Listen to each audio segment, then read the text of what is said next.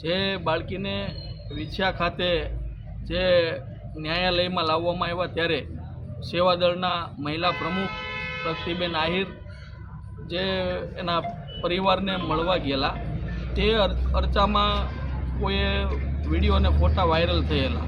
ખરેખર તો કાયદો અને વ્યવસ્થા બધા માટે સમાન હોય છે, જે યોગ્ય નહોતું.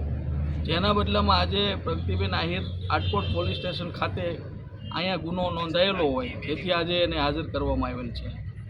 આજે જે પીડિત પરિવારના ઘરે પણ ગયા હતા, ત્યાં જઈ તેમને પીડિતની ઓળખ જાહેર કરી હતી, તે પણ એક ગુનો બને. તેને લઈને શું કહીશું?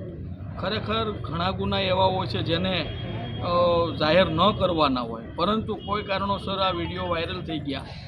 બેન તો માત્ર ને માત્ર પીડિત પરિવારની મદદ અર્થે અને જે ભોગ બનનાર છે એને ન્યાય મળે અને જે આ બેન દ્વારા વિડીયો વાયરલ કરવામાં આવ્યા હતા, અચ્છા એને પોતાના ફેસબુક એકાઉન્ટમાં જ.